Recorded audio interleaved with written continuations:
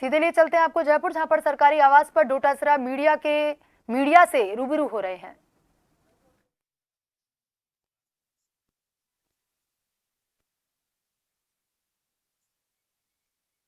लिए मैं आपका धन्यवाद ज्ञापित करना चाहता हूं।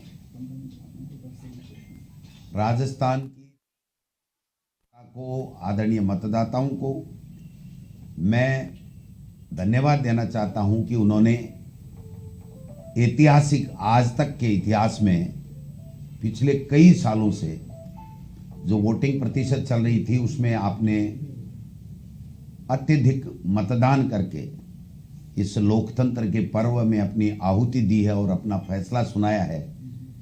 इसके लिए भी मैं राजस्थान के जागरूक मतदाताओं को धन्यवाद देना चाहता हूं।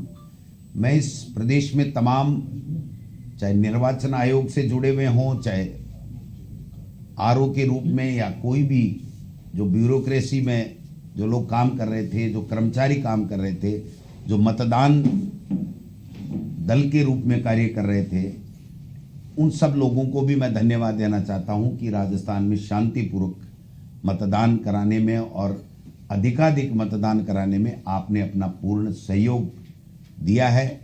इसके लिए भी मैं उनका तहे दिल से धन्यवाद देना चाहता हूं। पत्रकार भाइयों, राजस्थान में जो चुनाव हुआ वो अब की बार का चुनाव राजस्थान की गुड गवर्नेंस 5 साल की, कोरोना काल में जो बेहतर कार्य हुए, लोगों की जानें बची, कोई भूखा नहीं सोया, और जो बजट आया और जो योजनाएं, फ्लैगशिप योजनाएं जो लागू की गई, वो राजस्थान में नहीं बल्कि अपितु पूरे देश में चर्चा का विषय थी। और राजस्थान का मॉडल गुड गवर्नेंस और जो योजनाएं थी उसका पूरे देश में चर्चा ही नहीं बल्कि उसको अंगीकार करने के लिए भी होड़ मची हुई है। ऐसे में मैं समझता हूं कि राजस्थान की जनता ने कांग्रेस पार्टी को, हमारे राष्ट्रीय अध्यक्ष आदरणीय खड़गे साहब जी के नेतृत्व में, राहुल गांधी जी की जो हमारी 4000 किलोमीटर जो भारत जोड़ो यात्रा निकली और उसमें जो मुद्दे राहुल गांधी जी ने लिए, उनको भी लोगों ने स्वीकार किया। जो नफरत के बाजार में मोहब्बत की दुकान खोलने की जो बात थी, उसको भी लोगों ने बहुत दिल से लेकर के और अत्यधिक मतदान में उनको प्रेरित किया, उस बात ने भी। और हमारे राजस्थान के मुख्यमंत्री अशोक गहलोत जी ने जिस प्रकार की पहले 10 गारंटियां महंगाई राहत कैंप के द्वारा और फिर 7 गारंटियां जिस प्रकार से आगे वादा किया गया, जनता ने उस पर विश्वास किया है।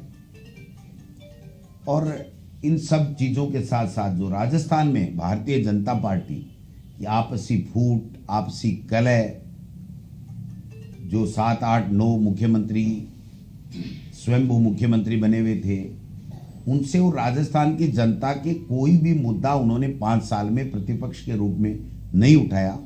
उससे जनता नाराज थी और कांग्रेस पार्टी की नीतियों और कांग्रेस पार्टी के नेतृत्व और कांग्रेस पार्टी की योजनाओं से वो प्रभावित थी। इसलिए जो मतदान हुआ वो कांग्रेस के पक्ष में हुआ है।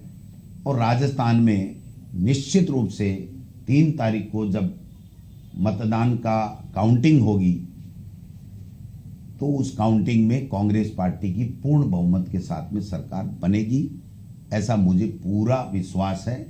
जो जनता ने मत दिया है, वो जनता ने, जो राजस्थान की सरकार ने अच्छा काम किया और संगठन और सत्ता ने समन्वय के साथ में जिस प्रकार से लोगों की सेवा की है, लोगों के बीच में रहे हैं और योजनाओं का लाभ ज़्यादा से ज़्यादा दिलाने का जो काम कांग्रेस के कार्यकर्ताओं ने किया है, उनके बलबूते पे, उनके विश्वास पे, उनकी ऊर्जा से मैं ये पूरी तरीके से आश्वस्त हूँ कि राजस्थान में कांग्रेस की सरकार पुनः बन रही है। क्या सर ओपीएस पे आपको क्या लगता है, क्या वोट पड़ा मतदाताओं में?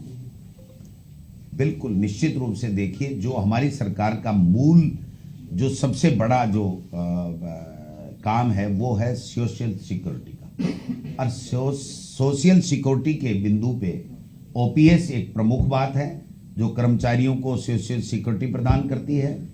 और दूसरे भी जितने भी, चाहे आप पेंशन की स्कीम को ले लीजिए, चाहे वो 25 लाख के इलाज की बात ले लीजिए। अब 50 लाख की हमने वादा किया है, गारंटी दी है। और जो पेंशन है वो पहले 1000 की थी, अब उसको 2000 की गारंटी दी है। जो किसानों के लिए बिजली की जो माफ़ है, बच्चों को पढ़ाने के लिए लैपटॉप फ्री में देने की बात है। गृह लक्ष्मी योजना के तहत जो 10,000 रुपये प्रत्येक परिवार की महिला मुखिया के खाते में कांग्रेस की सरकार बनने पे हम उसको सशक्त बनाने के लिए, उसको महंगाई से राहत देने के लिए, उसकी सोशल सिक्योरिटी के लिए, उसके सम्मान के लिए जो दे रहे हैं, वो भी बहुत बड़ा मुद्दा रहा और लोगों ने उसको स्वीकार किया। आप देख सकते हैं कि माता बहनों ने पुरुषों के मुकाबले अधिक मतदान किया है। युवाओं ने भी बढ़ चढ़ करके कांग्रेस की सरकार ने जो नौकरियां दी हैं और जो आगे 4 लाख सरकारी नौकरियां देने की जो वादा किया है, उसको भी घोषणा पत्र में उसको भी उन्होंने बहुत अप्रिशिएट किया। क्योंकि भारतीय जनता पार्टी ने पहले भी नौकरियों में हमारे से पीछे थी और अभी भी उन्होंने 2.5 लाख की बात की है। तो मैं समझता हूं कि ये सब चीज़ें मिला करके जो मतदान हुआ है, उसके बाद में जो रुझान पब्लिक से आ रहे हैं, जो मीडिया से आ रहे हैं, जो राजनीतिक विश्लेषक हैं उनसे आ रहे हैं, उनसे सबसे एक ही बात निकल के आ रही है कि राज नहीं बदलेगा, रिवाज बदलेगा और कांग्रेस पार्टी पुनः राजस्थान में पूर्ण बहुमत के साथ सत्ता में आएगी। लेकिन सर, धार्मिक ध्रुवीकरण आपको क्या लगता है कि क्या उसने असर डाला? दूसरा, क्या पेपर लीक से आपके जो नए वोटर हैं, युवा मतदाताओं पे, उन पे असर पड़ा? क्या वो प्रभावित हुए?